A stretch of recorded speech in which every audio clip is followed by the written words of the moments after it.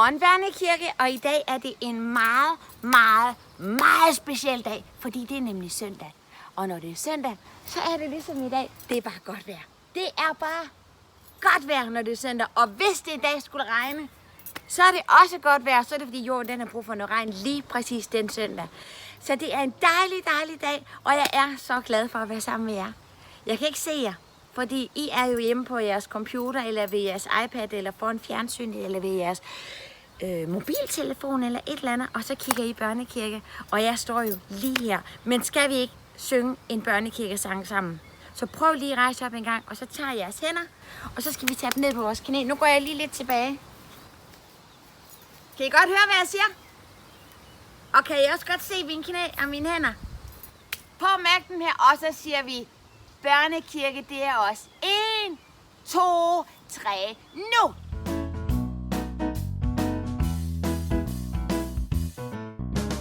Børnekirke, det er os. Vi vil have mere af Gud og ikke andet. Børnekirke, det er os. Vi vil have mere af Gud og ikke andet. Det hænder, jeg mærker efter helt inde i mig. Så tænker jeg på, hvad det er, der dybt glæder mig. Jeg er sikker på Guds kærlighed. Selvom jeg er uheldig, bliver kærligheden ved. Børnekirke, det er os. Vi vil have mere af Gud og ikke andet. Børnekirke, det er os. Vi vil have mere af Gud og ikke andet. Tænk, hvis man stod alene helt uden vor Herre. Hvem skulle så os hjælpe, når livet var svært? Gud vil, at jeg skal være på ham nok så tæt, så han kan løfte mig op, når jeg er blevet træt. Børnekirke, det er os. Vi vil have mere af Gud og ikke andet. Børnekirke, det er os. Vi vil have mere af Gud og ikke andet.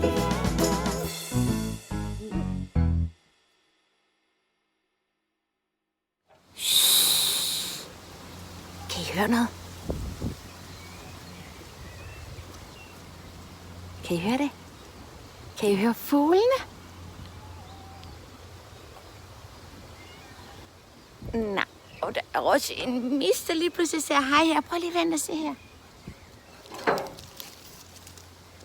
Der går missemor lige der, Magnus.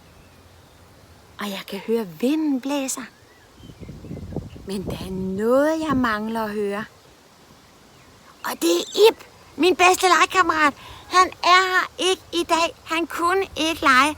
Så jeg har ringet til ham og så har sagt, Ib, min bedste legekammerat, kan du lege i dag? Og så siger han, nej, det kan jeg ikke i dag, fordi i dag der skal jeg lege med mine egne børn. Fordi hans børn, de er nemlig små, og mine børn, de er voksne, så dem kan jeg jo ikke lege med.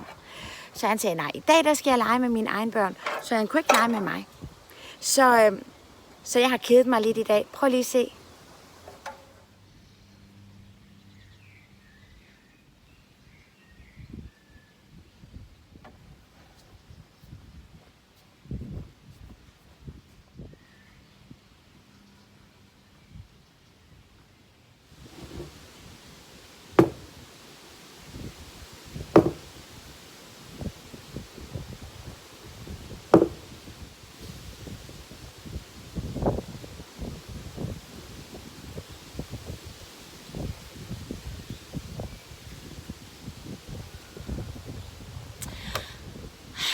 I kan godt se, jeg var rigtig kedelig, fordi at jeg sad bare og gjorde ikke nogen ting, og så var jeg lidt småsur.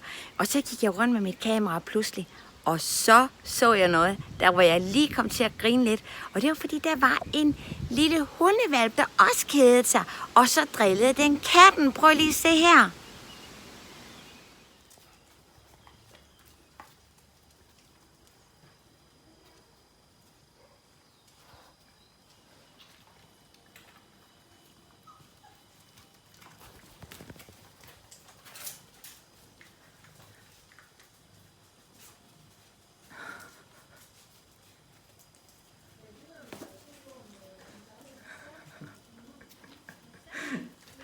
Fik du et par på kassen?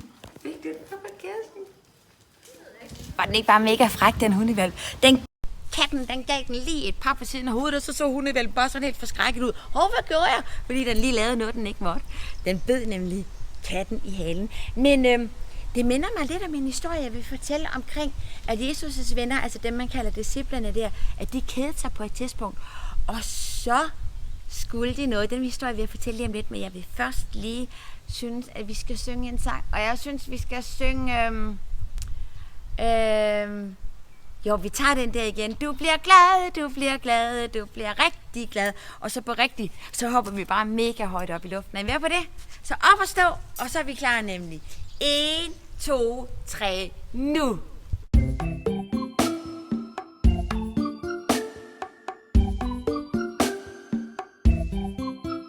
Du bliver glad, du bliver glad, du bliver rigtig glad, når Jesus i hjertet må bo. Du bliver glad, du bliver glad, du bliver rigtig glad, når Jesus i hjertet må bo. Du bliver glad, du bliver glad, du bliver rigtig glad, når Jesus i hjertet må bo.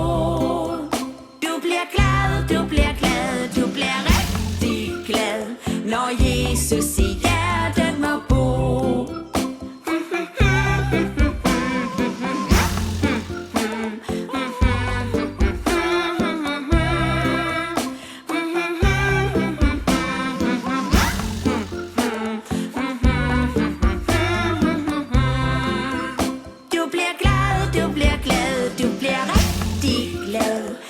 Jesus i hjertet må bo.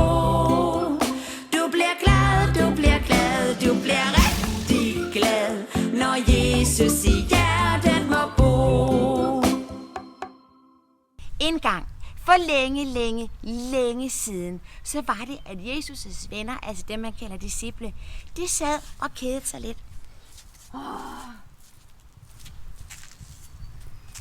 Fordi at Jesus, han var lige død, og han var også blevet korsfæstet. Og de vidste ikke sådan helt, hvad skal vi nu? Fordi nu kan vi jo ikke sådan lige sådan følge efter Jesus hele tiden, fordi han er her ikke. Hvad skal vi nu? Og så vidste de ikke helt, hvad de skulle. De gik bare sådan lidt rundt. Så lige pludselig, så er der en af disciplene, der hedder Peter, han siger, ved I hvad? Ved I hvad, venner? Nu tager jeg altså ud og fisker. Det gør jeg altså. Og så var der nogle af de andre venner, der sagde, ved du hvad, Peter?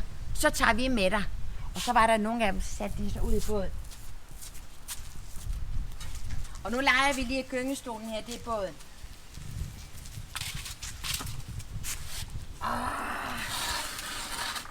Birte, kan du se, der er vand nede i der? Ja. Nej, jeg kan også se, der er fisk i det, det er det, jeg mener. Kan du godt se det? Yes. Ja, for det var nemlig sådan, at disciplene, de satte sig ud i båden, og så roede de ud, ud fra Genesaret sø. Fordi ude i Genesaret sø, der var der mange fisk, og de var nemlig fiskere jo. Så de fiskede, og så solgte de fiskene inde på markedet. Så var de kommet langt ud. Og så sad de der og fiskede. Og de vidste, at der var mange fisk dernede.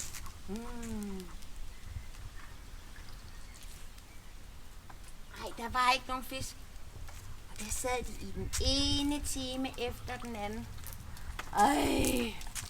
Det er altså kedeligt at fiske, når man ikke fanger nogen fisk. Fordi så kan vi ikke engang tjene nogen penge. Det er også bare for meget. Og så sad de der, og de kunne ikke fange noget. Og de sad der faktisk hele aftenen og hele natten. Og da det så var ved at blive lyst om morgenen, så tænkte jeg, ved du hvad, vi har ikke fanget noget. Og så kunne de se, at inde på stranden, så gik der en mand. Nej, hvem er det, der går her tidligt om morgenen? Ja. Og de stod op sådan i båden.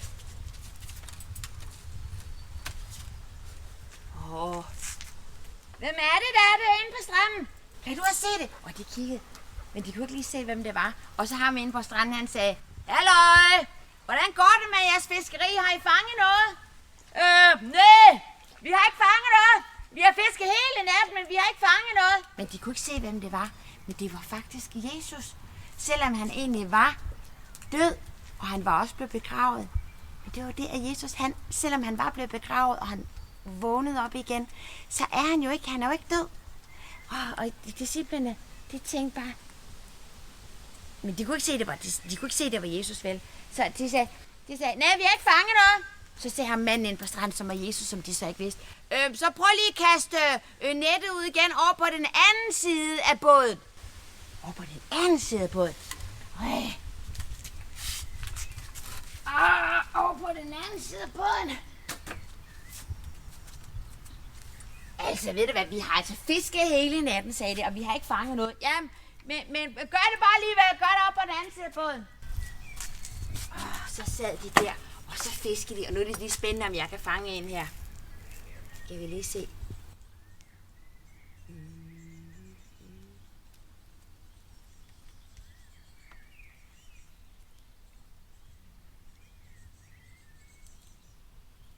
Ej, nu fangede jeg altså ikke lige nogen. Men i historien, der skete der det, at de så fiskede, og da de så tog nettet op, så var det tungt, og det var tungt, og det var tungt, og det var tungt, og det var tungt, og det var tungt, så de næsten ikke kunne få det op. Hey, vi kan ikke få det op, der er så mange fisk. Det kan vi altså ikke forstå, vi har fisket hele natten, og der var ikke nogen. Der er så mange fisk, hvor kommer alle de fisk fra? Og de fiskede og fiskede. Jeg skal lige prøve en gang til, Birte, skal jeg ikke det? Jo. Ej, jeg synes lige, jeg var lige ved det. Men altså, de satte bare nettet ned, og så kom det op, jeg kan altså ikke fange nogen. Men der var så mange fisk i, og de forstod der, så meget, at båden næsten var ved at synke. Så sagde de til hinanden, hvor kom alle de fisk fra? Ved I hvad jeg tror, sagde disciplene? Jeg tror, at det er Jesus. Det er Jesus. Selvom han er død, så er han altså opstået igen. Det må være Jesus. Og så fandt de ud af, at Jesus, han var levende. Selvom de ikke troede, at han var levende mere, så var han levende. Han ville altid være sammen med dem. Og så skyndte de sig, da alle fiskenettene de var fyldt, og så rodede de ind, og så skal jeg lige den anden vej jo. Sådan. Kan du godt se mig nu, Birte? Ja. Jeg roer lige den anden vej. Og vi skal også huske fiskenettene. Og rodede, og de rodede, og de rodede ind til land igen. Og da de så kom ind i land, så hoppede de ud, og så kiggede de, er det Jesus? Men de synes ikke helt, det lignede Jesus. Men de gik hen til ham, og så snakkede de med ham, og så er det Jesus. Og så fandt de ud af, at det var Jesus, og så lavede han mad til dem. Han havde lavet bål og sådan noget, og så fik de fisk til morgenmad.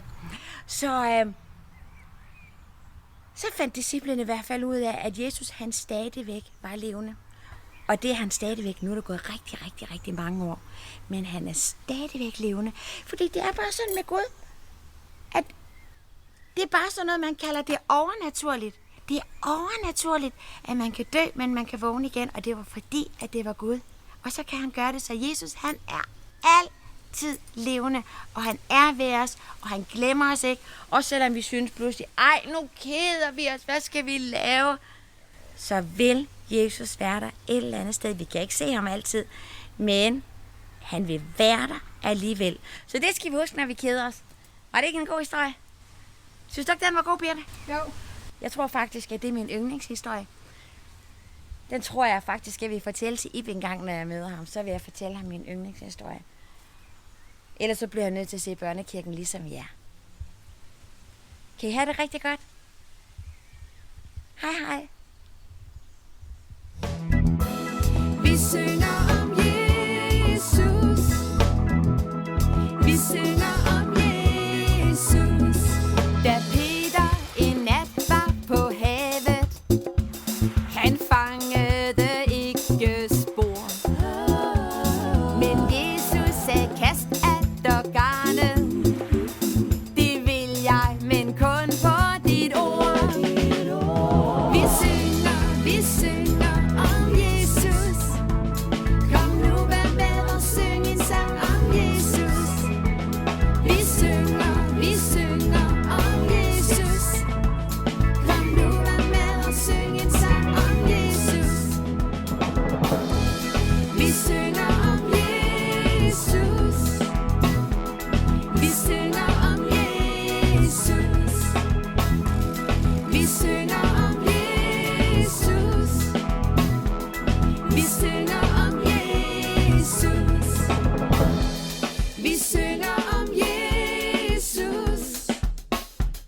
Vi synger